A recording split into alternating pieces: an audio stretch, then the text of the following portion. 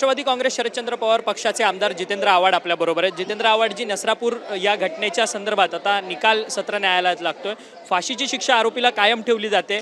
Fast track कोर्टात हा सगळा निकाल लागतोय जलद गतीनं। कसं बघताय या सगळ्या निर्णयाकडे? या सगळ्यामध्ये मी पोलिसांचं आणि न्यायपालिकेचं दोघांचं अभिनंदन करीन। प्रत्येकाने मनावर घेतलं की आपल्या पोरीवरच अत्याचार झालेत आणि ह्या नराधमाला पोचवण्याचं काम दोघांनीही केलं आणि दोघांनी योग्यरीतीने केलं। सरकारनेही यात नेहमीप्रमाणे हस्तक्षेप केला नाही। हे हस्तक्षेप करणारं सरकार आहे आणि त्यामुळे मला वाटतं की योग्य झालं। परंतु तुम्ही विरोधक सातत्यानं शक्ती कायदा हा अंमलात आणावा यासाठी मागणी करताय, परंतु अद्याप देखील हा शक्ती कायदा येत नाही।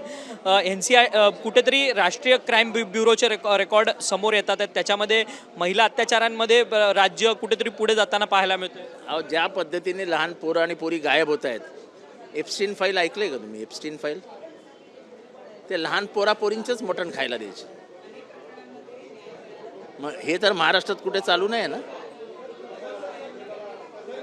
कारण का आपल्याला कायद्याची भीतीच नसरापूरमुळे कमीत कमी कायद्याची भीती तरी राहील, नाही ते व्यवस्थेची नाही, कायद्याची नाही, पोलिसांची कोणाचीच भीती नाही राहिली तर अराजकाकडेच जाऊ आपण। या न्यायव्यवस्थेच्या संदर्भातच म्हणायला गेलं, सत्र न्यायालयानं हा निकाल दिला, परंतु वरच्या कोर्टानं ह्या सगळ्या निकालाच्या संदर्भात छेद दिला तर मात्र एक वेगळी सगळी भूमिका वाटत नाही ज्या पद्धतीने पोलिसांनी पुरावे जमा केलेत आणि एकंदर ते पब्लिक क्राय आहे त्याला पण खूप महत्त्व आहे। Public cry is also important. खरं तर धन्यवाद, तुम्ही आमच्याशी बातचीत केली।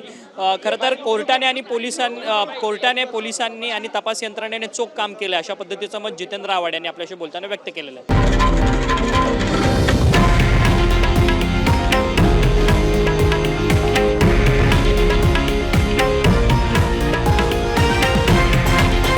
हे आहे देशातील नंबर 1 न्यूज नेटवर्क आणि आपण पाहत आहात TV9 मराठी, एकमेव।